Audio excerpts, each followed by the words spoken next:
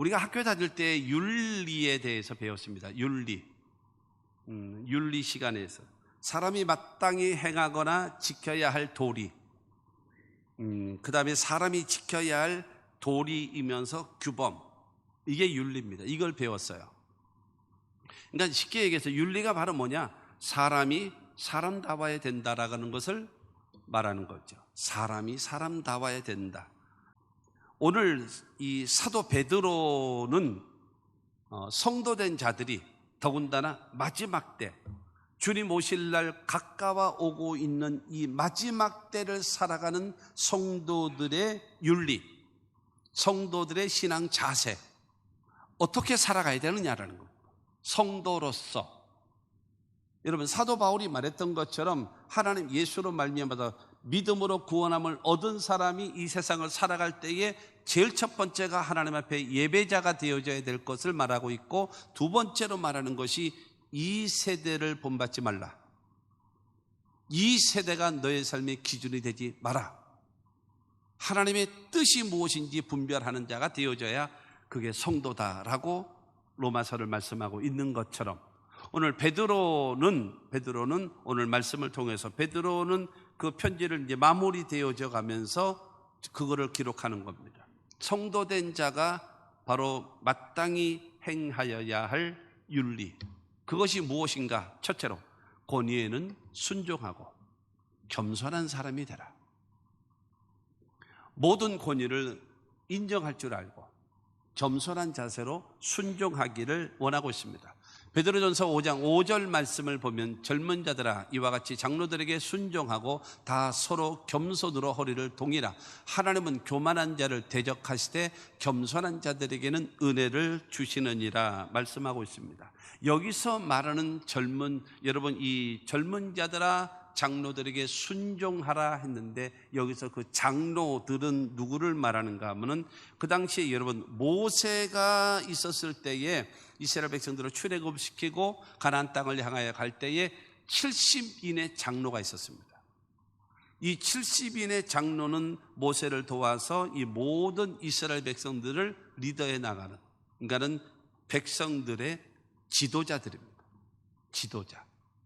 그러니까 모든 분야의 전문가, 모든 분야의 인정받는 자, 모든 분야의 존중이 여김을 받는 사람들, 그들이 바로 70인들의 장로. 그거를 계기로 해가지고 여러분, 이스라엘 사람들은 계속적으로 70인의 장로를 중심으로 해가지고 그 다음에 모든 것을 입법, 그 다음에 사법에 이르기까지, 그래서 그런 것을 총괄하는, 그러니까 지도자들을 여러분 지칭하고 있는 것입니다. 설교를 하고 말씀을 가르치는 이 사도들, 그들을 말하기도 하고요, 많은 지식과 그 다음에 많은 경험을 겸비하고 있는 신앙적, 인격적, 그 다음에 학문적인 지도자 된 자들을 여러분 지칭해서 장로들이라고 말하고 있는 겁니다. 그런데 젊은 자들아 라고 이야기하는 것은 장로들보다 나이가 일단은 젊은 사람이다라고 하는 그런 개념이 또 하나 있습니다.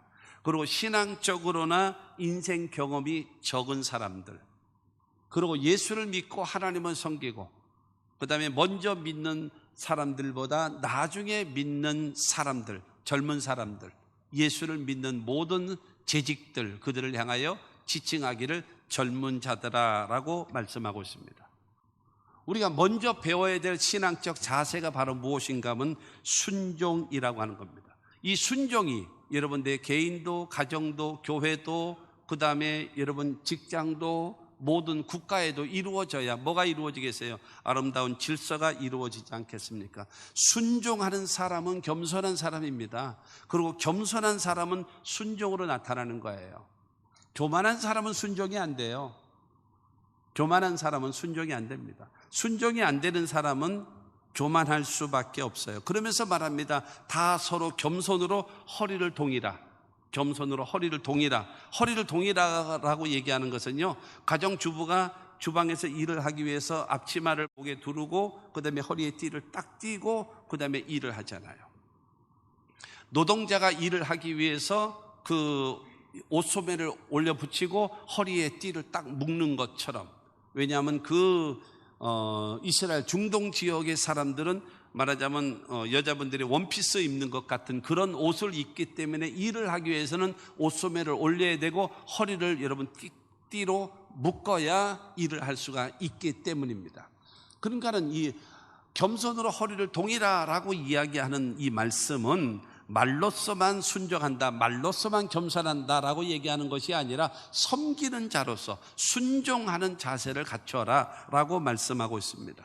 요한복음 13장 4절 말씀을 보게 되어지면 저녁 잡수시던 자리에서 일어나 겉옷을 벗고 수건을 가져다가 허리에 두르시고, 예수님께서 제자들의 발을 씻기실 때에 여러분 허리에다가 이제 수건으로 허리를 여러분 두르시고 나서 그 다음에 이리 와라 그러면서 제자들의 발을 씻겨 주셨다라는 것입니다. 그처럼 중요한 것은 겸손이라는 것은, 순종이라고 하는 것은 여러분 허리를 동이라라고 이야기하는 것처럼 말처럼 하는 것, 말로만 하는 것이 아니라 실천적으로 순종을 배우면서 헌신하는 자가 될 것을 성경은 말하고 있다라고 합니다. 그러면서 5절은 우리에게 말하기를 하나님은 교만한 자를 대적하시고 그 다음에 겸손한 자에게는 은혜를 베푸신다라고 말하고 있는 겁니다. 그래서 겸손한 사람이 순종하고 순종하는 사람이 겸손한 사람인데, 그 겸손한 사람에게는 하나님이 은혜를 베푸신답니다. 그런데 그 겸손하지 못하여서 순종이 안 되는 교만한 사람에게는 성경은 말합니다. 대적하겠다고요. 대적한다라고 하는 것은 무엇인가 하면 전쟁을 하는 겁니다. 전쟁을 하기 위해서 상대를 제압하기 위해서 군사를 끌어모아서 그를 대적하는 거, 싸우는 거예요. 그걸 말하거든요. 하나님께서는 겸손한 사람에게는 은혜를 베풀어 주시지만 교만한 사람들은 하나님께서 대적하신다라고 얘기하고 있는 것입니다. 오늘 6절 말씀을 봅니다. 6절 말씀을 보면 그러므로 하나님의 능하신 손 아래서 겸손하라. 때가 되면 너희를 높이시리라. 전능하신 하나님 앞에 그 다음에 여러분 겸손하게 순종하며 살아가라. 그러면 때가 되어지면 하나님은 반드시 높이신다라는 거예요. 하나님이 그 때를 바라보고, 내 뜻대로 되나요? 내 생각대로 되나요? 안 되는 거예요. 그렇기 때문에 하나님의 때를 바라보고, 하나님께서 일하실 때, 나를 높이실 때, 하나님께서 결과를 이루실 때를 바라보고 하나님 앞에 겸손하게 순종하면서 내 맡겨진 일에 감당하면서 살아가는 것, 그건 대단히 중요합니다. 구약 성경에 나오는 사람 중에 한 사람, 다윗이라는 사람은 사무엘이라는 선지자가 와가지고 너는 이스라엘의 왕이 될 것이다 하면서 기름을 부었습니다. 15살 때. 그러고 나서 2년이 더 지난 다음에 17살 때에 이스라엘에 큰 전쟁이 일어났는데 블레셋이라는 나라와 전쟁을 합니다. 근데 거기에 장수가 골리앗이었었는데 거기서 골리앗을 물리치고 이스라엘 풍전등화죠. 태풍 앞에 촛불과 같은 그런 이스라엘을 살려내는 위대한 영웅이 됐습니다. 영웅. 그가 다윗이죠. 그런데 그 다윗을 승승장구하고 모든 사람이 인정하자 시기심과 질투심이 일어나는 사울이 그를 죽이려고 해요. 그때 그는 변명하지 않았습니다. 그때는 그는 여러분 사울하고 대항하지 않았습니다. 그냥 피해만 다녔습니다. 그러기를 13년 계속 피하기를 13년을 피하고 다닙니다. 여러분 더군다나 사울을 죽일 수 있는 절호의 기회가 여러분 2-3번 자기 앞에 일어났어요. 그냥 그 다윗을 따르는 장군이 말씀만 하시면 2번도 안 찔릅니다. 단번에 한 칼에 죽이겠습니다 라고 할 때에 아니야, 하나님께 맡기는 거야. 하나님의 기름 부음 받은 자를 만지면 안 돼 라고 하면서, 그래서는 안 돼 하면서 하나님의 때를 기다렸어요. 그런 다윗을 보고 나서 하나님께서 사울을 제하시고 이스라엘 인류 역사의 가장 위대한 다윗왕을 만드시는 하나님의 역사가 이루어집니다. 하나님의 능하신 손 안에서 겸손하게 하나님의 때를 기다리는 거예요. 그러면 하나님께서 높여주시는 겁니다. 할렐루야. 순종하며 살아갈 수 있는 거를 여러분 배우면서 살아가야 돼요. 순종. 그러므로 지도자들에게 순종하는 것이 하나님을 기쁘시게 하는 것이고 사람들에게도 칭찬을 받는 하나님의 사람이요 마지막 때를 살아가는 성도의 윤리인 것을 여러분 기억하시기를 바랍니다. 두 번째로 너희 모든 염려는 다 주님께 맡겨라. 너희 모든 염려. 여러분 7절에 너희 염려를 다 주께 맡기라. 이는 그가 너희를 돌보심이라. 여러분 염려를 다 주께 맡기라 라고 하는 것, 다라고 하는 것은 무슨 말이겠습니까?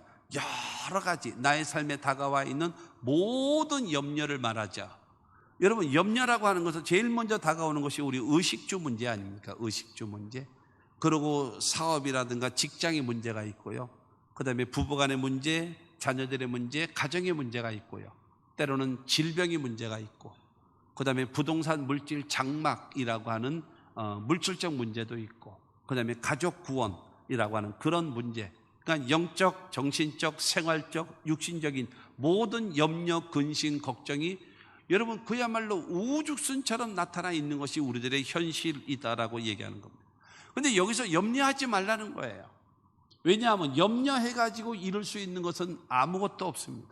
고민해가지고 되는 것은 아무것도 없습니다. 울어도 안 되고 힘써도 안 되고 참아도 안 되고 안 돼요. 그렇지 않겠습니까? 염려하고 근심하고 걱정한다고 해도 되나요? 계획 세운다고 해도 되나요? 안 되는 거예요.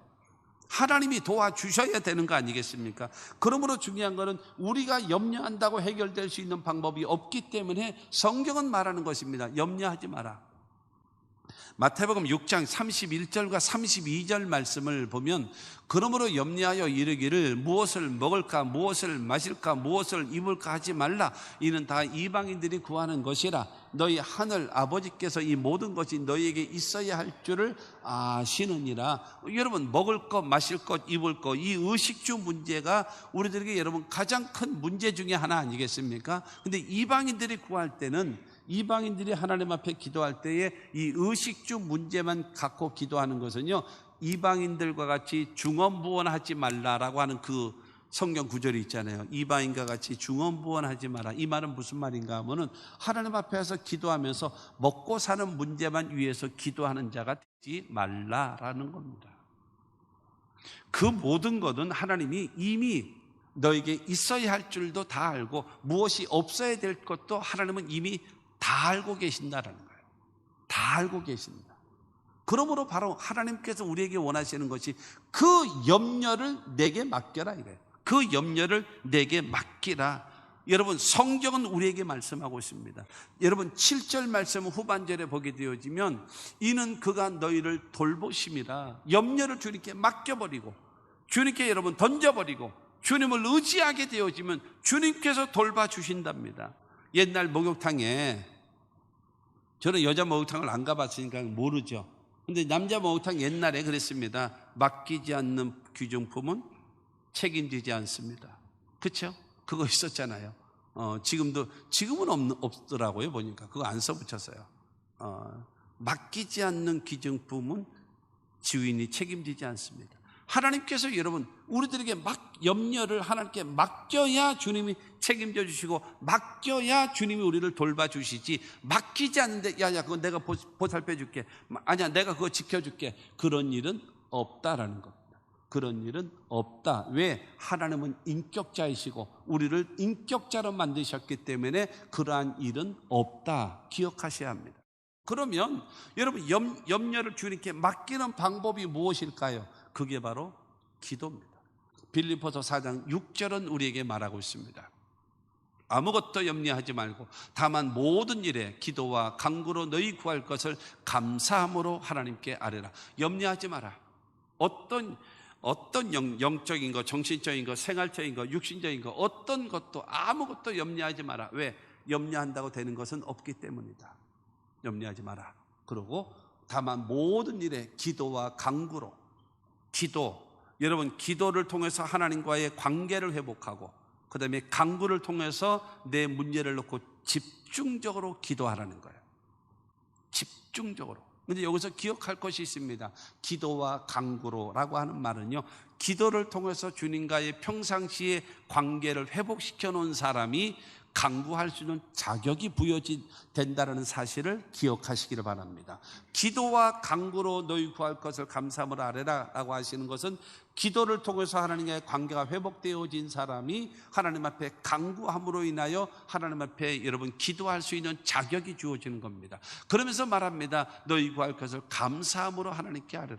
감사하면서 기도하라는 거예요. 원망하고 불평하고 짜증내면서 화내면서 그러면서 기도하지 말고 감사하면서 하나님께 기도하라는 겁니다. 그러면 하나님께서 여러분 7절을 통해서 말합니다. 빌립보서 4장 7절에 보면 그리하면 모든 지각에 뛰어난 하나님의 평강이 그리스도 예수 안에서 너희 마음과 생각을 지키시리라. 여러분 모든 인간의 이성, 인간의 생각, 인간의 모든 능력보다 훨씬 뛰어난 하나님의 지각이 뛰어난 하나님의 평강이 우리들의 마음도, 우리의 생각도, 우리의 환경도, 우리의 육신도 여러분 평강으로 인도하심을 믿게 되기를 주님의 이름으로 축원합니다. 그러므로 우리는 염려는요 하나님께 맡기라는 거예요. 하나님께 맡길 수 있는 여러분들 모두가 되기를 주의 이름으로 축원합니다. 세 번째로 마귀와의 관계 속에서는요 믿음으로 대적해서 싸우라는 거예요. 모든 권위에는 순종, 겸손하게 순종하고 모든 염려는 하나님께 기도로 맡기고 마귀와의 관계 속에서는 믿음을 가지고 싸워서 이겨라 라고 말씀하고 있습니다. 오늘 보면 8절과 9절은 우리에게 말합니다.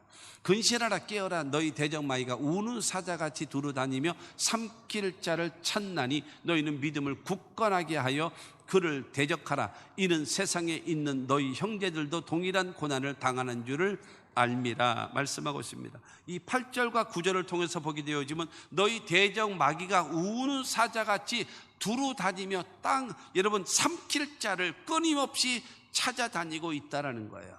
그러므로 근신하고 깨어라. 그러면서 말하고 있습니다. 너희는 믿음을 굳건하게 하여 그를 대적하라. 마귀는 도둑질하고 죽이고 멸망시키기 위하여 두루 찾아다니고 그러므로 너희들은 근신하고 깨어야 되고 그 다음에 믿음에 굳게 서서 그를 대적하라고 성경은 말하고 있는 것입니다.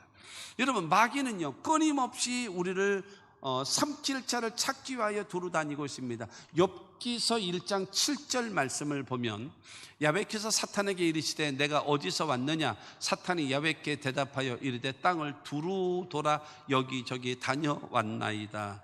하나님께서 사탄에게 야 너 어디 갔다 왔냐 라고 물을 때에 나는 땅을 두루 돌아다녔습니다. 두루 돌아다녔습니다. 왜 돌아다니는가? 삼킬 자를 찾기 위해서.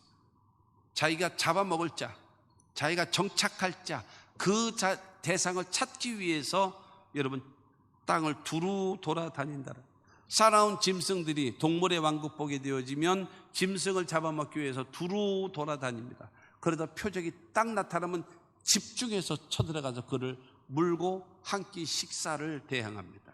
그와 마찬가지로 여러분 이 악한 마귀 사탄은요 자신을 삼킬 자를 찾기 위하여 두루 돌아다닌다라고 말씀하고 있습니다.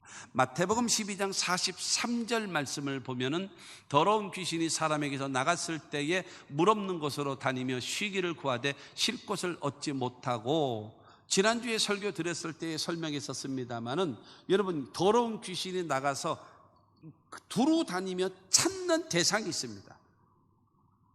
사탄이 귀신이 여러분 찾는 대상, 그 대상이 누구냐? 물 없는 곳, 물 없는 사람. 물이 뭐라고요? 하나님의 말씀이 물이고 물이 뭐라고요? 하나님의 성령입니다.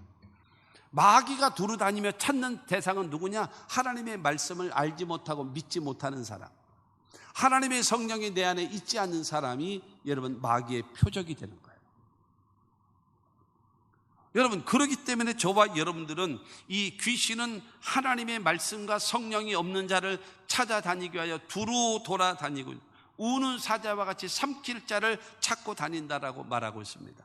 마귀라는 놈이 여러분 이 유럽에 있는 드라큘라처럼 우리나라에 나오는 도깨비처럼 뿔이 있고 이 방망이 뭐 들고 다니고 괴상하게 생겼다 그러면 보기만 해도 도망가죠.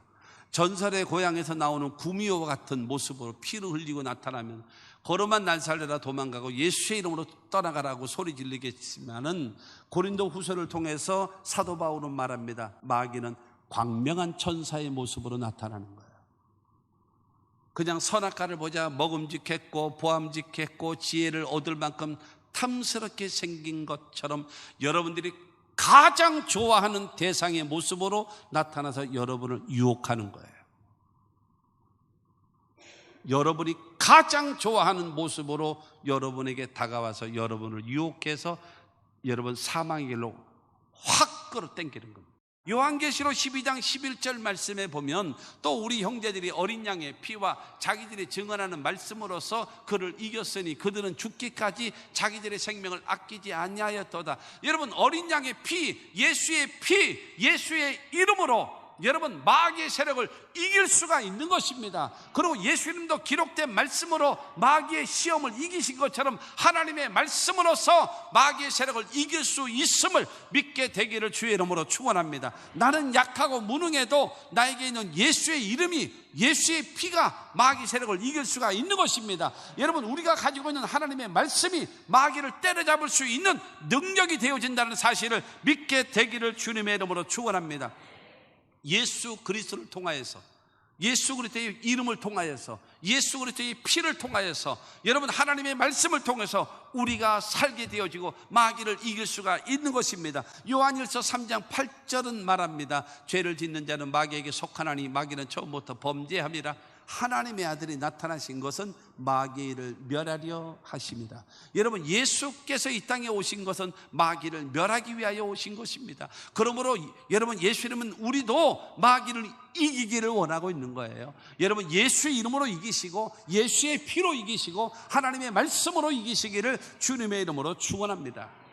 결론으로 말씀드립니다. 여러분, 마지막 때의 성도의 윤리가 첫 번째가 무엇입니까?